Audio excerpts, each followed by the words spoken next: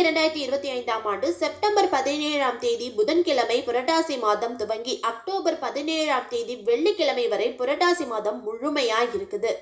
பத்மாவதி தாயாரை கரம் பிடிக்க ஸ்ரீனிவாசனா பெருமாள் திருமலையில் அவதரித்தது புரட்டாசி மாதம் திருவோண நட்சத்திரத்தில் தான். ஜோதிடத்தில் 6வது ராசியாக அமைந்துள்ள ராசி கன்னிராசி. இந்த கன்னிராசியோட அதிபதி புதன் பகவான். புதன் மகாவிஷ்ணுவோட சொரூபம்ங்கிறதால புதன் பெருமாளுக்கு உரிய கிரகமாக பார்க்கப்படுறாரு. புதன் ஒரு சைவ பிரியர். அதனால அவர் ஆட்சி செய்யும் கன்னிராசிக்கான மாதம் புரட்டாசியில் அசைவ உணவுகளை எடுத்துக்காம விரதம் இருந்து கோயிலுக்கு போய் வழிபாடு நடத்தணும் அப்படின்னு நம்முடைய முன்னோர்கள் சொல்லியிருக்காங்க. ஆன்மீகத்தில் அறிவியலை புகுத்திய நம்முடைய முன்னோர்கள் உடல் நலத்தை போற்றி பாதுகாக்கும் பொருட்டு புரட்டாசி மாதம் முழுவதும் விரதம் இருக்கணும் அப்படின்னு சொல்லியிருக்காங்க. மேலும் இந்த காலத்தில் ஏற்படும் உடல் நல பிரச்சனையை பெருமாள் கோயிலில் கொடுக்கப்பட்ட துளசி தீர்த்தம் கட்டுப்படுத்தும் ஆற்றல் உடையது. அதனாலதான் இந்த புரட்டாசி மாதத்தில் விரதம் இருந்து பெருமாள் கோவிலுக்கு போகணும் அப்படின்னு நம்முடைய முன்னோர்கள் ஒரு பழக்கத்தை வச்சிருந்திருக்காங்க. நம் உடல் நலனுக்காக நம் முன்னோர்கள் கடைபிடித்த புரட்டாசி விரத முறையை நாமும் கடைபிடித்து வாழ்க்கைய ஆரோக்கியமா வாழ்ந்து அனுபவிப்போம். சனி பகவானும் புதனும் நட்பு கிரகங்கள்னு சொல்றதால புரட்டாசி மாதத்தில் வரும் சனிக்கிழமை அதிக சிறப்பு வாய்ந்ததா இருக்கு. சனி பகவான் பிறந்த இந்த புரட்டாசி மாதத்தில் சனி பகவானுக்கு எல் தீபம் ஏற்றி வந்தா சனி தோஷம் நீங்கிறதோடு அஷ்டம சனி, கண்ட சனி, 7.5 சனி போன்ற சனியோட பிடியில் இருப்பவர்கள் இந்த மாதத்துல விரதம் இருந்து பெருமாளை மனதார பிரார்த்திப்பதன் மூலம் சனியோட உக்கிரம் குறைந்து சனி பகவானால் ஏற்படும் தடைகள் நீங்கும்னு சொல்றாங்க. நம்முடைய தமிழ் கலாச்சாரத்தில் உள்ள சடங்குகள் மனிதர்களின் ஆரோக்கியமான வாழ்க்கையை அடிப்படையாக கொண்டது. பொதுவாகவே புரட்டாசி மாதத்தின் போதுதான் வெயிலும் காற்றும் குறைந்து மழை ஆரம்பிக்கும். அப்படி மழை பொழியும் போது பூமி அந்த மழை துளிகளை ஈர்த்து தன்னுள் உள்ள வெப்பத்தை குறைக்கும் பொருட்டு தனக்குள்ள இருக்க சூட்டை வெளியில விட ஆரம்பிக்கும். இதனால புரட்டாசி மாதம் சூட்டை கிளப்பிவிடும் அப்படின்னு சொல்லுவாங்க. இது வெயில் காலத்துல உள்ள சூடான காலநிலையை காட்டிலும் மிகவும் மோசமான விளைவுகளை தரக்கூடிய ஒரு மாதம். இந்த காலத்துல அசைவம் சாப்பிட்றதால நம்மளோட உடல் சூடு மேலும் அதிகரித்து நம்மளோட உடல்நிலை மேலும் மோசமாக செய்யும். தோல் சூடாவதோடு உலர்ந்து போகுதல், அதிகமாக வியர்த்தல், உடல் வெப்பநிலை 105 பாரன்ஹீட் வரை அதிகரிக்க வாய்ப்பு இருக்கு. இதய துடிப்பு மற்றும் மூச்சு வாங்குதல் அதிகரிக்க வாய்ப்பு இருக்கு. வயிறு தொடர்பான பிரச்சனைகளை இந்த புரட்டாசி மாசத்துல அசைவ உணவுகள் தொடர்ச்சியா ஏற்படுத்தும். வெங்கடாஜலபதி எப்பவுமே தன்னோட பக்தர்கள் தன்னோட திருமலையில தனக்கு நெருக்கமா இருக்கணும் அப்படின்னு எதிர்பார்ப்பாராம். ஆனா எல்லாருக்கும் அது சாத்தியம் கிடையாது. திருமலைக்கு பயணிக்க முடியாதவர்கள் மாவிளக்கை வீடுகளில் ஒளிரச் செய்து கோவிந்தா என்ற பெயரை உச்சரிப்பதன் மூலம் விஷ்ணு பகவானை நம்ம வணங்க முடியும். மாவிளக்கு ஒளியின் கதிர்கள் மூலம் பெருமாளோட ஆசீர்வாதத்தை நம்ம பெற முடியும் அப்படின்னு சொல்லியிருக்காங்க. விஞ்ஞான ரீதியாக அரிசி மாவு மற்றும் பசு நெய் ஆகியவற்றின் கலவையால் வெளிப்படும் கார்பன் வீட்டிலிருந்து வெளியேறும் அனைத்து கதிர்வீச்சுகளையும் அழிக்குமா. ஏன் சனி பகவானுக்கு உரிய சனிக்கிழமை பெருமாளுக்கு உகந்ததுன்னா, சனி பகவான் விஷ்ணு கிட்ட 2 முறை எல்லாரும் வெறுத்து ஒதுக்கிட்டு வந்த சனிக்கிழமை சிறப்பு வாய்ந்த தினமா மாறணும்னு வரம் வாங்கியிருக்காரு. ஹிரண்யகசிபுவோட சகோதரி ஹோலிகா துவாபர யுகத்தில் விஷ்ணு பகவான் கண்ணனா பிறந்திருக்கத தெரிஞ்சுக்கிட்டு அவரை கொல்ல முயற்சி செய்வா. அப்போ சனி பகவானோட பார்வை பட்டு ஹோலிகா எரிஞ்சு சாம்பலாகிடுவா. அப்போ சனி பகவான் கிருஷ்ணர் கிட்ட வாங்கின வரம்படி சனிக்கிழமை விஷ்ணுவிற்கு உகந்த நாளா கொண்டாடப்பட்டு வருது. அடுத்து கலியுகத்தில் பெருமாள் திருமலையில் அவதரித்த பிறகு ஒரு முறை நாரதர் சனி பகவான் கிட்ட போய், பூலோகத்தில் எங்க வேணும்னாலும் உன்னோட சக்தியை பயன்படுத்தி யார வேணும்னாலும் நீ துன்பப்படுத்தலாம், ஆனா திருப்பதி பக்கம் போயிடாதேன்னு சனி பகவான தூண்டி விடுற மாதிரி சொல்லிட்டு போயிடுறாரு. எதை செய்ய வேண்டாம்னு நம்ம சொல்றோமோ அதையே செய்யறது போல சனி பகவானும் என்னை யார் என்ன செஞ்சிட முடியும்னு திருமலை மேல தன்னோட காலை வச்சிருக்காரு. திருமலையில் கால் வைத்த அடுத்த நொடியே சனி பகவான் பயங்கரமா தூக்கி வீசப்பட்டிருக்காரு. திருமலையில யார் இருக்காங்கன்னு தெரிஞ்சும் சனி பகவானை துன்பப்பட்டு நடுங்கி திருவேங்கடவனாக இருக்கும் மகாவிஷ்ணு கிட்ட கால்ல விழுந்து மன்னிப்பு கேட்டிருக்காரு. கோபம் கொண்ட திருமால் சனி பகவான் கிட்ட, என்னையே நினைத்து வாழும் என்னுடைய பக்தர்களுக்கு நீ எந்த துன்பமும் கொடுக்க கூடாதுங்கிற நிபந்தனையோட மன்னிப்பு வழங்கியிருக்காரு.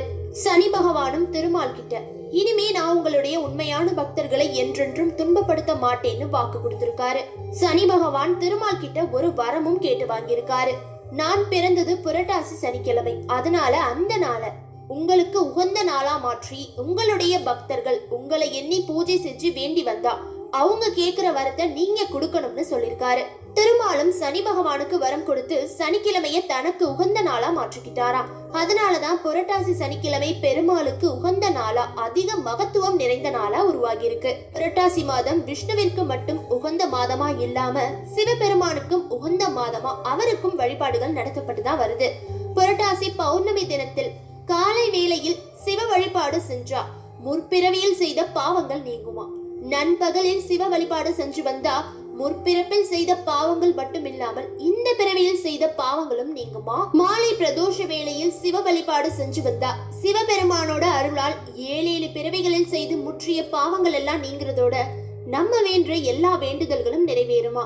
அதே மாதிரி அம்பிகைக்கு உகந்த நவராத்திரி 9 நாட்கள் வழிபாடும் இந்த புரட்டாசி மாதத்தில் தான் வரும். சிவபெருமானின் அருளை பெற்று தரும் கேதாரேஸ்வர விரதம் வருவதும் இந்த புரட்டாசி மாதத்தில் தான். புரட்டாசி மாதத்தை பொதுவா விரத மாதம்னு தான் சொல்வாங்க.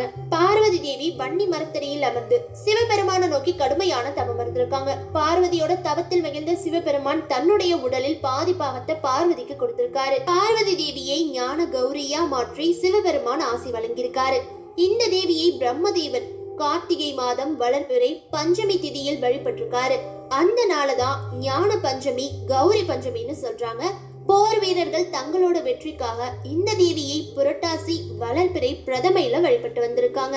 இதே மாதிரி நம்மளும் புரட்டாசி வளர்பிறை பிரதமையில் அம்பிகையை வழிபட்டு வந்தால் அளவில்லா செல்வமும் ஞானமும் கிடைக்குமா. புரட்டாசியில் வரும் துர்வாஷ்டமி விரதம், ஜேஷ்டா விரதம் விநாயக பெருமானுக்கு உரிய விரதமா கருதப்படுது. இந்த நாட்கள்ல விநாயகரை வழிபட்டு வந்தா அவரோட முழுமையான அருளை நம்ம பெறலாம்னு சொல்றாங்க. அதே மாதிரி புரட்டாசி மாத வளர்பிறை அஷ்டமி முதல் 16 நாட்களும் லக்ஷ்மி தேவியை நோக்கி பூஜை செஞ்சு விரதம் இருந்து வழிபட்டு வந்தா வறுமைகள் நீங்கி செல்வங்கள் அதிகரிக்கும்னு சொல்லப்பட்டிருக்கு. துவாபர யுகத்தில் தங்களுடைய நாட்டை இழந்து வனவாசத்தில் துன்பப்பட்டு வந்த பாண்டவர்கள் சகல பாக்கியங்களையும் பெற ஸ்ரீ கிருஷ்ணரே ஒரு விரதம் இருக்க சொல்லியிருக்காரு இந்த புரட்டாசி மாதத்தில். அந்த விரதத்தை அனந்த சதுர்த்தி விரதம்னு சொல்வாங்க. புரட்டாசி மாதத்தில் வரும் வளர்பிறை சதுர்த்தசி திதி அன்று அனந்த பத்மநாபனை வேண்டி கடைபிடிக்க வேண்டிய ஒரு விரதம் தான் அனந்த விரதம். பக்தியோட இந்த விரதத்தை செய்தால் தீராத வினைகள் எல்லாம் தீருமா, அளவிட முடியாத ஐஸ்வர்யங்கள் வந்து சேருமா. 14 வருடங்கள் இந்த விரதத்தை முறைப்படி கடைபிடித்து வந்ததாலதான் பாண்டவர்களுக்கு தோல்வியே இல்லாம வெற்றிகள் அவங்க வசமாக இருக்கு. அது மட்டும் இல்லாம இந்த புரட்டாசி மாதத்தில் வரும் மகாலய அமாவாசை நாட்களில் முன்னோர்களுக்கு தர்ப்பணம் கொடுத்தா பித்ருக்களோட ஆசையை நம்ம பெற முடியும்னு சொல்லியிருக்காங்க. இப்படி தெய்வங்களோட ஆசையும் பித்ருக்களோட ஆசையும் ஒருங்கிணைந்து புரட்டாசி மாதத்துல நமக்கு கிடைக்கிறதால இந்த மாதம் அதிக முக்கியத்துவத்தை பெறுது. புரட்டாசி பௌர்ணமியை தொடர்ந்து வரும் தேய்பிறை 15 நாட்களும் மகாலய அமாவாசை.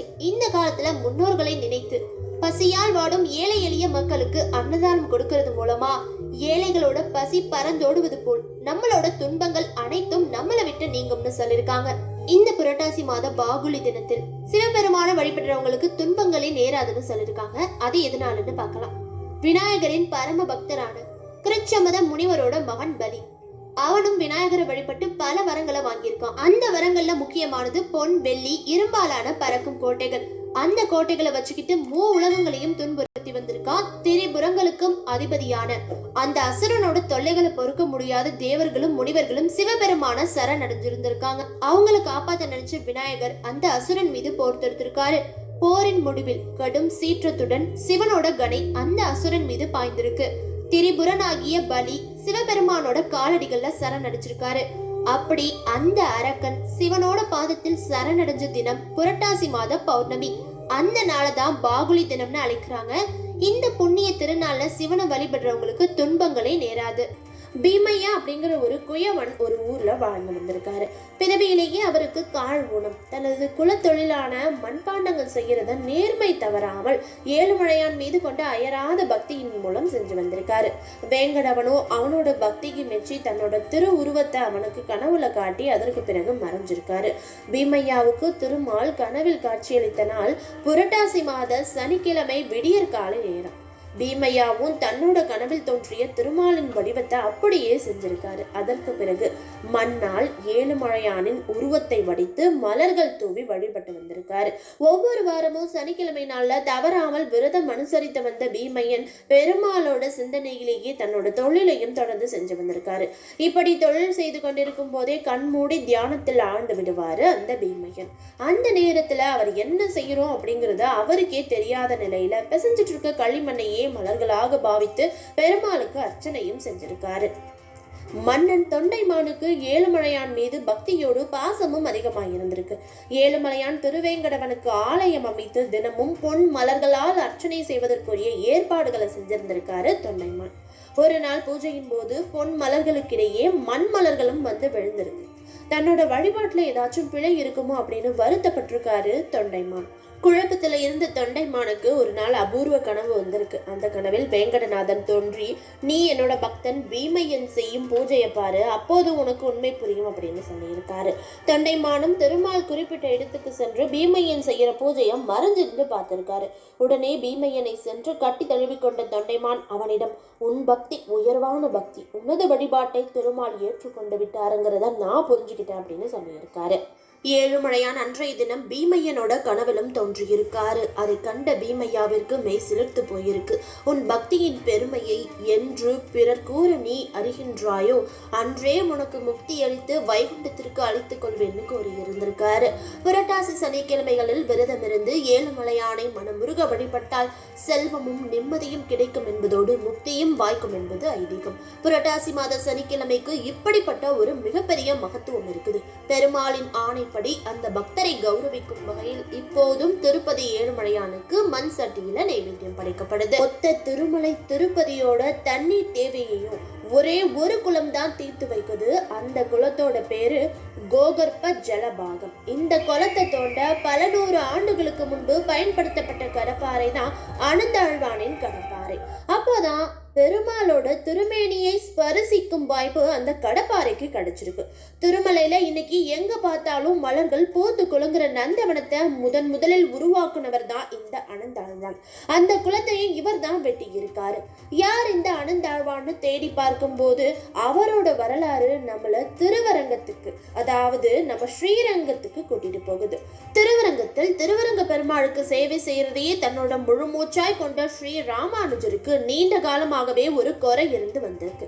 நம்ம திருவரங்கத்துல இருந்துகிட்டு பெருமாளுக்கு நந்தவனமும் தபோவனமும் அமைச்சு பெருமாளுக்கு சேவை செஞ்சுட்டு இருக்கோம். ஆனால் சிந்து பூ மகிழும் திரு வேங்கடம் என சதா சர்வகாலமும் பாடி புகழும் வேங்கடமுடையானுக்கு திருமலையில இப்படி ஒரு நந்தவனமோ தபோவனமோ அமைக்க முடியலையே அப்படிங்கிறது தான் அவரோட ஆதங்கம். ஒரு நாள் அதை அவரோட சீடர்கள் கிட்டையும் அவர் பேசிக்கிட்டு இருக்கும்போது தெரிவிச்சதோடு இல்லாம, உங்கள யாரு வேங்கடவனுக்கு சேவை செய்ய அனுதினமும் மாலை தயாரித்து கொள்ளும் பணியை எடுத்துக்க போறீங்க அப்படின்னு கேட்கிறாரு. பசுஞ்சோழைகளும் மருதாணி பூக்களும் செழித்து கிடக்கும் காவிரி கரையில் நீராடி விட்டு அரங்கனை தொழும் போது கிடைக்கும் சுக அனுபவம் வேறெங்கு கிடைக்க போகுது அப்படிங்கிற எண்ணத்துல யாருமே வாய் திறக்கல. குருவோட மனக்குறைய போக்குறவங்க உங்கள யாருமே இல்லையா அப்படின்னு ராமானுஜர் அவரோட சீடர்களை பார்த்து மறுபடியும் கேட்கிறாரு. அப்பதான் ஒற்றையாளாக எழுந்து நிற்கிறாரு நம்ம அனந்தாழ்வான். கண்களில் வைராக்கியமும் உதட்டில் பொன் முறுவலும் கொண்டு அனந்தாழ்வானை வாரி அணைத்து உச்சி முகர்ந்து திருமடிக்கு அனுப்பி வைக்கிறாரு ஸ்ரீ ராமானுஜர். திருமாலுக்கு சேவை செய்யும் பேரு தனக்கு கிடைத்த மகிழ்ச்சியோடு தன்னோட மனைவியோட திருமலைக்கு வந்து சேருறாரு அனந்தாழ்வான்.